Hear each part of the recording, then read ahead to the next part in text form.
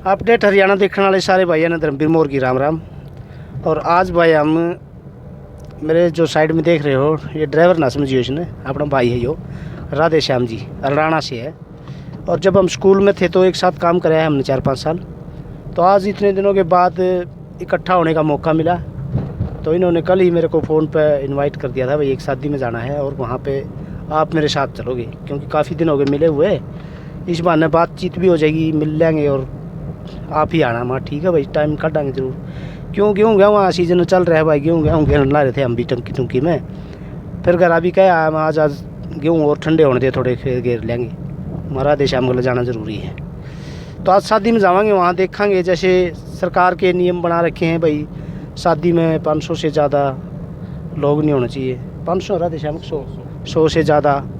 तो वहाँ जाके देखा है कितने लोग सरकार के नियम फॉलो कर रहे हैं, कितने लोग मास्क पहन के खाना खाने आ रहे हैं। वैसे मास्क लगा लिया तो खाना खाया नहीं जाएगा, लेकिन फिर भी लगा होना चाहिए। जैसे रुमाल मैंने बांध रखे है भाई, कोई बातचीत कर रहे हैं तो लगा लिया, ना तो ठीक है नॉर्मली। वैसे अगर देखा जाए तो राधे श्याम जी आपका क्या विचार है इस कोरोना का जो दोबारा से महामारी आई है ये, तो इसके बारे में आपका क्या कहना है? ये बीमारी रियलिटी में है क्या? हाँ, कोरोना की जो बीमारी है इसका अनुमान तो यही है कि जिस तरह से पहले थी उससे 23 गुना से बढ़ रही है अब। अच्छा। और उसका सीधा सा असर ऑक्सीजन पे गया है कि ऑक्सीजन की कमी के कारण कुछ पेशेंट जो हैं वो डेथ हो रही है उनकी। तो सरकार से मेरा ये अनुरोध रहेगा कि जहाँ भी उपलब्ध करवा सके ऑक्सीजन वो जल्द से जल्द करवाएं। खासकर नोएडा वगैरह में ज़्यादा इसकी दिक्कत हो रही है सर। अच्छा। तो अभी तक जैसे हरियाणा में देखा जाए तो हरियाणा में ठीक व्यवस्था चल रही है, यहाँ तक अभी इतने ज़्यादा केस नहीं है। तो आपका कहना है हरियाणा में कुछ ज़िले हैं प्रभावित? हाँ, कुछ ज़िले हैं जिसमें ये लगा है कि जैसे अम्बाला है, जैसे गुड़गांव है, ये 2 ज़िले मेरे को लगता है कि बहुत ज़्यादा कैंडिडेट वहाँ मिले हैं कोरोना के, मौतें भी हुई हैं। अच्छा। तो उधर ध्यान देने की ज़रूरत है, विशेषकर मास्क पहने और सजग रहे, दूरी बना के रखें। 2 गज की दूरी जो बोला उन्होंने, तो वो बना के रखें जिससे कुछ बेनिफिट मिल सके और घर में रहे, सुरक्षित रहें। और जैसे सरकार ने अभी एक अभियान चलाया है कि ये 1 मई से 18 साल से ऊपर सभी को वैक्सीन दी जाएगी। और कुछ लोगों का कहना ये है कि वैक्सीन के धोखे में लोगों को कुछ गलत इंजेक्शन दिए जा रहे हैं। उसके बारे में क्या कहना है आपका? अभी इंजेक्शन कितने सही हैं, कितने गलत हैं, सबको लगवाने चाहिए, नहीं लगवाने चाहिए, इसके ऊपर आपकी क्या प्रतिक्रिया रहेगी? सर, इसके बारे में तो यही कहूँगा कि जैसे कि प्रधानमंत्री जी ने 18 से 45 के उम्र के युवाओं को ये आश्वासन दिया है कि उनको बीमारी से बचाएंगे। अगर जिस युवा को लगता है कि ये फ़ायदेमंद है तो उसको लगवा लेना चाहिए। अगर लग रहा है कि इसमें डाउटफुल है तो वो ना लगवाए, क्योंकि इस पर स्वेच्छा से ही लगवा सकते हैं, ऐसा कोई पाबंदी तो है नहीं इस चीज़ में। तो कोशिश करें कि बीमारी से बचने का इलाज ही कर सकते हैं हम, या परहेज कर सकते हैं, दो आपकी इच्छा पर डिपेंड है ये चीज़ें। जैसे हमने एक वीडियो देखा था तो उसमें डॉक्टर जो टीम लेके आए थे अपनी गांव के अंदर, एक गांव था पूरा, तो उस गांव में पूरा उस डॉक्टरों का बहिष्कार किया कि हम इंजेक्शन नहीं लगवाएंगे। अगर हम इंजेक्शन लगवाते हैं और इसे कुछ गड़बड़ हो जाती है तो आप लिखित में दें। तो वहाँ पे डॉक्टर का कोई जवाब नहीं आया। तो अगर ये इंजेक्शन इतने सही है तो डॉक्टर को लिखने में परहेज क्या? हाँ, ये बात भी सही है कि जैसे कि ये दवाइयाँ लगनी जा रही हैं तो उसके अनुसार कुछ चीज़ें हैं जो मद्देनज़र रखनी पड़ती हैं कि कुछ लोगों की डिमांड आई है कि इसको लिखित में दी जाए। लिखित में देने से ये भी कन्फर्म हो जाएगा कि ये दवाई में कितना इफ़ेक्ट है या साइड इफ़ेक्ट है, दोनों ही चीज़ें सामने आ सकती है। लेकिन सरकार है ये कुछ ना कुछ पेच डालती ही रहती है जिससे कुछ ना कुछ दिक्कत रहती है। लेकिन एक इसका फार्मूला हम ये अपना सकते हैं कि स्वेच्छा से लगवाएं, किसी को ज़बरदस्ती ना लगवाएं।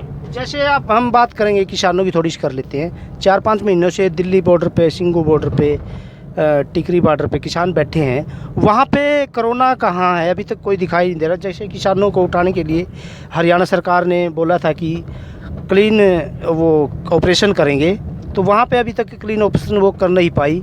तो वहाँ किसान कितने सही हैं, कितने गलत हैं अभी तक जो वहाँ पे वो अभी डटे हुए हैं अपने मुद्दे को लेकर के? जो 3 काले कानून है उनके बारे में क्या कहना है? जो 3 काले कानून लेके सरकार आई है इनके प्रति तो मैं यही कहूँगा कि सरकार को इनकी किसानों की मांगे मान लेनी चाहिए। इतने दिनों तक जो वहाँ बैठे हुए हैं वो कोई मजाक में नहीं बैठे हैं, या फिर अपने घर परिवार को छोड़ कोई भी नहीं बैठ सकता है, या जमींदार हो या किसान हो या कोई भी हो। आड़ती भी बहुत सारे परेशानी है लोगों को, जो जा रहे हैं बुजुर्ग हैं उनको तो परेशानी है ही है, दूसरे लोग हैं उनको भी परेशानी है, बच्चों को भी परेशानी है। जैसे कि सीजन का समय चला हुआ है उसके अनुसार भी कुछ काम पेंडिंग रह गए वहाँ बैठने के बाद। और कोरोना वैक्सीन की बात करें तो अगर लगवाते हैं वो उन्होंने साफ मना कर दिया कि हम लगवाएंगे नहीं ये चीज़ें। तो वो तो जैसे अगर वैक्सीन इतनी फ़ायदेमंद है और जो नहीं लगवाएगा तो उसका भुगतान वो खुद भुगतेगा। हाँ ये बिल्कुल बात सही है, तो इसमें ज़बरदस्ती नहीं थोपनी चाहिए कि आप लगवाओ इसको। और जैसे हमने सुना है बुढ़ापा पेंशन काट दी जाएगी या इस तरह का कोई कर दिया जाएगा, तो यहाँ तक ये सारी अफवाह है, ऐसा कोई प्रावधान नहीं निकला अभी तक। ये तो लोगों गलत मंदबुद्धि के विचार होते हैं कि ये कट जाएगा वो कट जाएगा, ऐसा कुछ नहीं होगा ऐसे। लेकिन कई जगह बूढ़ों पे लिखवाया गया है कि भाई आप या तो ये लिख दो कि मैं ये इंजेक्शन कभी नहीं लगवाऊंगी, या ये लिख दो कब लगवाऊंगी, जो भी है। तो उसके बारे में क्या कहना है? सर ये तो सरकार ही जाने इन चीज़ों के बारे में, या फिर आप पता करो इन चीज़ों का। हाँ, ये बात भी सही है। चलो अब तो आज तो हम ज़्यादा जानकारी नहीं पूछेंगे किसी से भी, सब शादी में जाके वहाँ एंजॉय करेंगे। और दोस्तों हमारी वीडियो देखो चलते चलते बनाई है, वैसे विचार लिए हैं, ये इससे हम किसी के सरकार के ऊपर या किसी के ऊपर कोई हमारा वो नहीं है कि हम उसको ठेस पहुंचाना चाहते हैं, लेकिन वैसे बना ली हमने, इसमें नॉर्मली बातें की हैं, कोई किसी को ये नहीं है कि हमने उसको टारगेट किया है।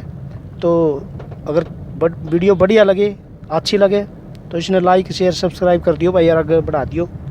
तो आपको वैसे मैं काफ़ी दिनों के बाद आया हूँ, उसके लिए सॉरी दोस्तों जो मेरे साथ जुड़े हुए हैं। लेकिन आपको पता है सीज़न के टाइम में तो पत्रकार हो कोई भी हो, उसको देखो अपने साल भर का जो मटेरियल है, जो मुख्य चीज़ है जैसे अनाज है, वो इकट्ठा करना पड़ता है या किसी से लेना पड़ता है, मोल लेना पड़े या कैसे भी। तो इसीलिए मैं नहीं आ पाया। तो अब आपसे आपके बीच में हम हर तीसरे दिन कोई ना कोई वीडियो ज़रूर देते रहेंगे। तो इन्हीं बातों के साथ धर्मवीर मोर को सभी की राम राम, जय हिंद, जय हरियाणा।